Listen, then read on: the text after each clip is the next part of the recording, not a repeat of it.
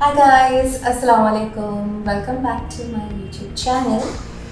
Today we are going to chat about pricing and 4 different ways you can go about when it comes to pricing your art, products, online workshops, courses, digital products, anything really. Okay, so let's get straight into it. And there are 4 different ways you can go about pricing your product or service. The first one and the most commonly used, especially by small business owners, is cost-based pricing. So cost-based pricing is where you take into consideration all the expenses, overheads, and everything that goes into making your product or service, and then you slap profit margin onto it, and then you price your products and services that way. So that's cost-based pricing.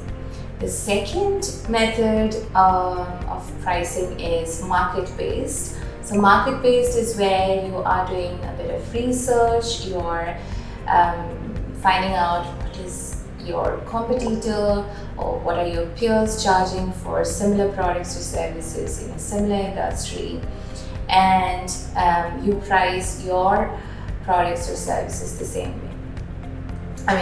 Based on that. Now, my only piece of advice here is to not undercut other people in the same industry by charging lower than what they are charging. That's not a good idea, you guys, because in the long run, in the short run, the lower price might help you attract a few clients. But in the long run, it's going to be a big pain in the bum. And also, in an industry where artists and creative business owners are generally paid very less, by reducing the price, again, you're undercutting them as well. So your price is going to affect the price of other people in your industry, and that's not a great feeling, you guys, and that's not a good way to move forward in an industry like art. The third way to price your art is goal-based. So when we say goal-based, what it means is that you set a financial goal. For example, you tell yourself that, again, I want to make $10,000 in 2022 by selling my art workshops. So how many art workshops do you have to sell, and how many people should buy those art workshops so that you can make an income of $10,000? So you're basically setting a goal and then you're working backwards. So that's goal-based. I've given a very simple example here. And the fourth one and last one is value-based pricing. So what is the value that your client or your customer is what is the value that your client or your customer is going to achieve through your product or service? So obviously it's probably intangible, which means it can be a little difficult, but basically in this kind of pricing, you're going to put an amount or put a price for that value, and that is what you're going to charge. Can you apply or implement different kinds of pricing methods within the same business? Yes, you can. So for example, when I started Pretty Paper Studio, so Pretty Paper Studio, for those of you who don't know, is my ex-business that I used to own in Dubai. It was basically an e-commerce store which sold art and craft supplies. So when I started PPS, I did a combination of market-based and cost-based. When I was teaching calligraphy workshops, I initially started off with cost-based pricing, and then I gradually increased my price, and I was looking at the value that I was giving my calligraphy workshop students when I increased the price. And now with my coaching services, I am following the value-based method because I'm looking at the transformation that you can achieve when you join CBA, which is my 90 days, um, which is my 90 days coaching program specifically designed for artists. So for CBA, I look at the price from a value-based point of view. That said, the previous launch, which was the third launch of CBA, I set a goal. So I wanted to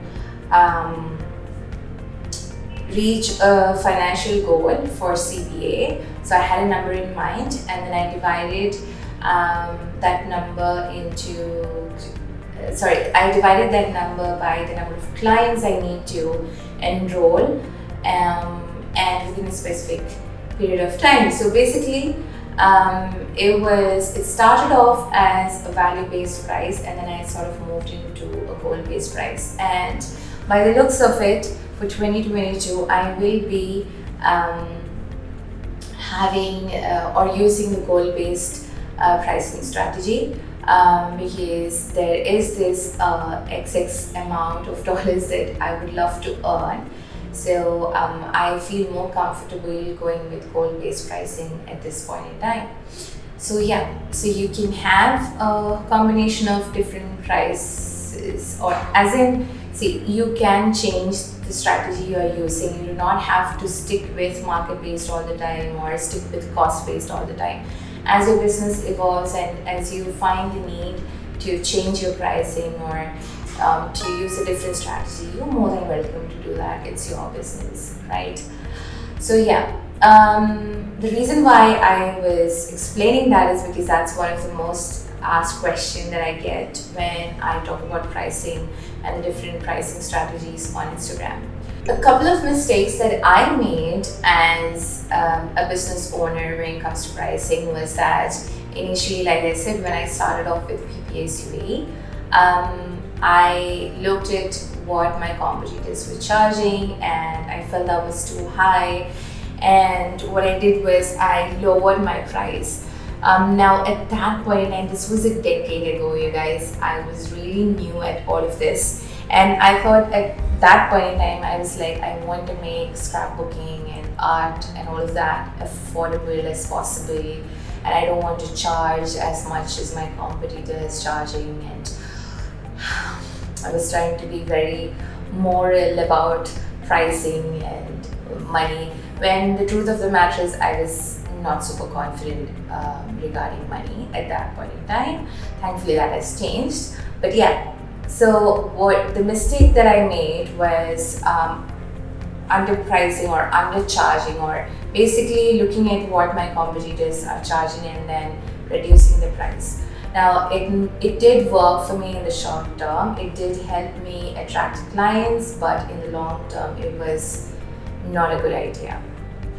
And we can't see, as business owners, we can't focus only on the affordability of certain things. We cannot make things affordable for everyone. That's just not how it works. And it's an easy way to get into debt, or ultimately shutting down our business because the business is not making enough money. I mean, we are starting a business to make money out of it, right? To create an income or to generate a certain amount of revenue. So that is the ultimate goal of any business. Otherwise, it's just an NGO, like a non-profit organization or a charity organization, or a hobby basically. But the moment we switch from hobby to business, we have to think about revenue, money, profit, and all the different numbers, right? So reducing the price with the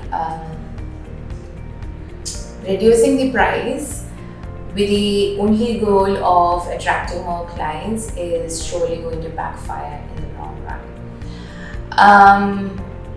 If you are not super confident about pricing, I highly recommend looking into your money mindset. A lot of the factors that goes into pricing are psychological. So it's always best to read about, read books or listen to podcasts that talks about money matters, that talks about finances and all of that, and start making friends with people who are confident about talking about money and discussing how much they charge and all of that, and build your confidence around money.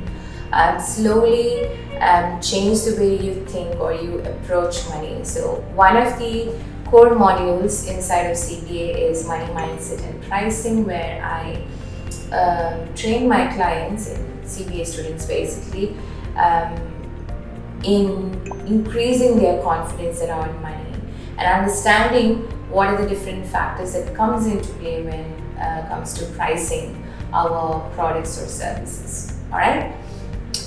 So yeah, I hope this video was helpful. I wish you all the luck and love. And if you have any questions, you are more than welcome to ask me in the comment section below. Do hit that like button and subscribe button, and do share the video with your friends and family or on your social platforms. Thank you so much for being here. I'll see you soon with another video. Take care. Ciao.